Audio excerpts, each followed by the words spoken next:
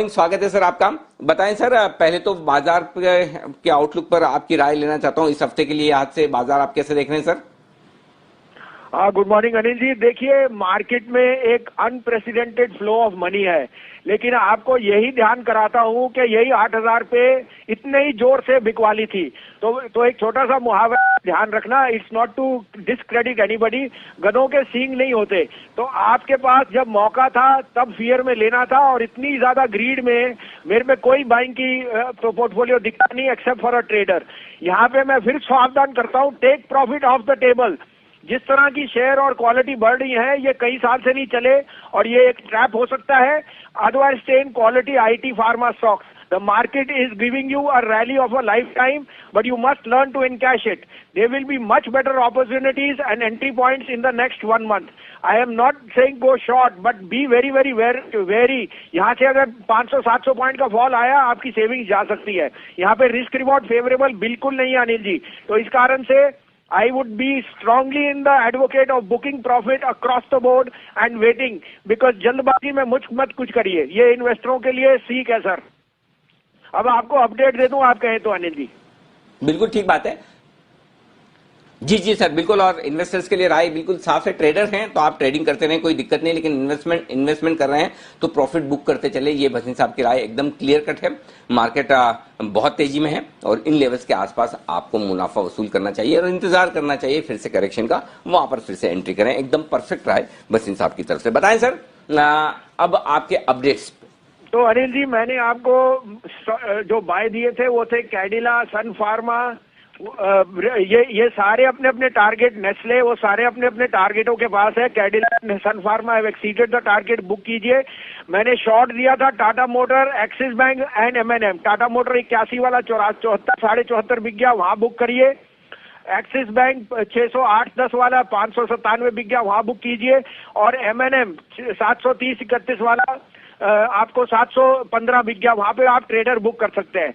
अब आपके लिए 2 बाय 2 सेल है, और मैं आपको अभी भी यही कहता हूं, अगर आपको हेज करना नहीं आता then you should be raising cash. Don't get into the disbelief of foreign buying and so on, because आप उसकी जब वो सेलिंग आती है आप अब्सॉर्ब नहीं कर सकेंगे। आप कहे तो मैं शुरू करूं अनिल जी। जी सर, प्लीज बताएं। तो पहला बाय होएगा sir Britannia. I think unquestionably the best play to be if there is going to be any severe signs of this second wave of corona filing. तो I am very bullish on Britannia। 3700 का भाव है, 3650 का stop loss, 3800 का target. दूसरा bye होएगा जो मैं आपको कई समय से बोल रहा हूँ, 8.5-9 आइडिया में आज फंडिंग और आ रही है $2 बिलियन की, तो उनको और इस cost of money will be the lowest, तो इनकी net bottom line will increase.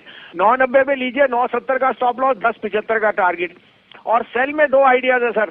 पहले तो टाटा मोटर बेचिए, 77.78 का भाव है, 81.75 का स्टॉप लॉस, 170 का टारगेट।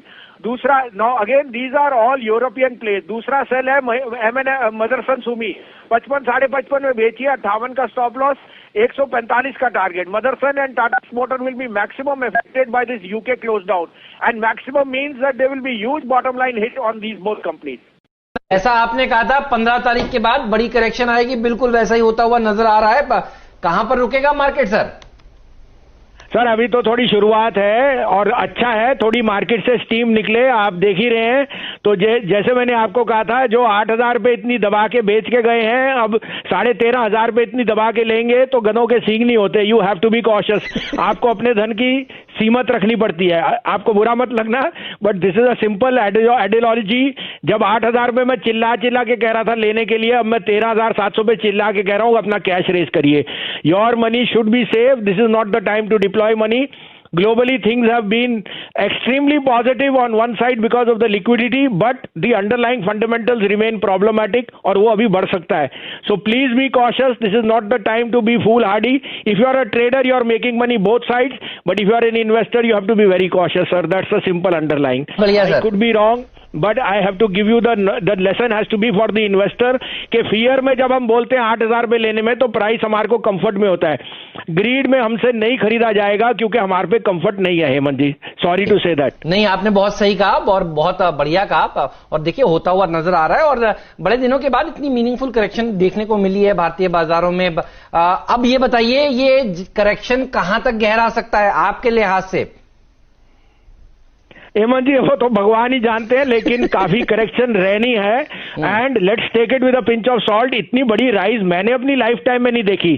तो we have all made money, but the idea is to encash that money. Paper profit is not profit, you must learn to sit on cash, let the market do it. अभी और ऊपर जा सकती है, मैं ये नहीं कह रहा, बट मेरे पे कंफर्ट जब नहीं है तो हेमंत जी मैं उसमें क्यों अपने आप को जलाने की कोशिश करूं? आप समझे मेरी बात?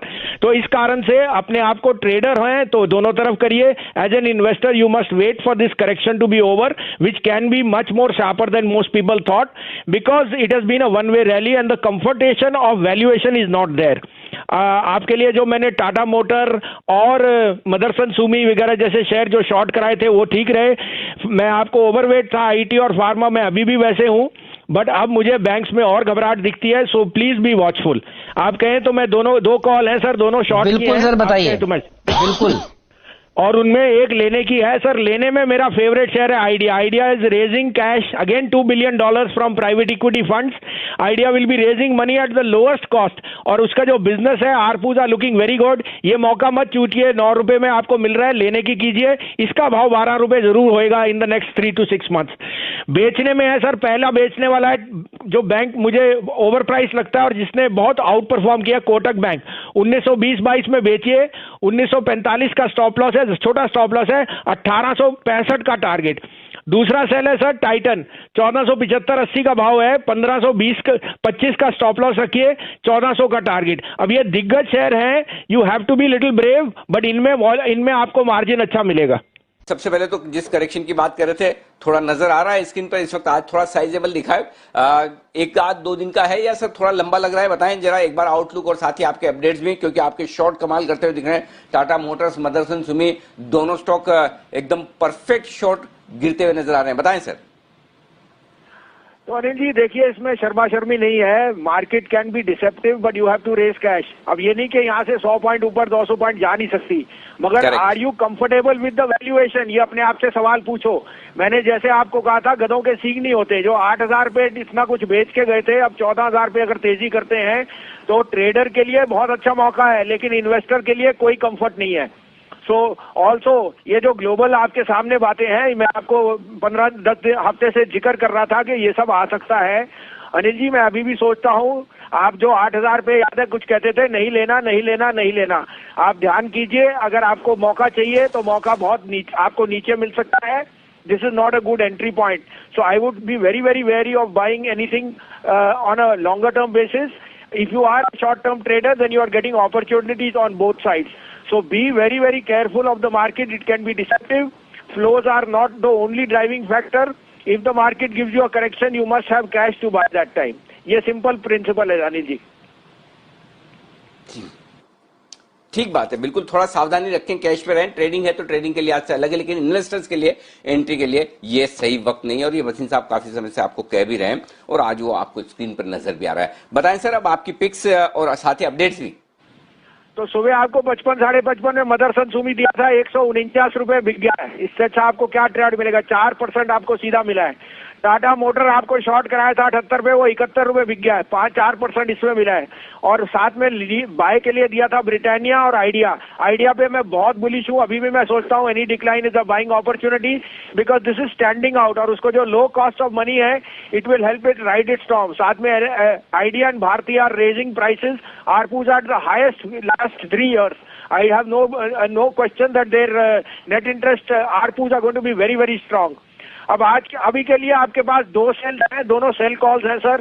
पहली बात, महिंद्रा फाइनेंस बेचिए।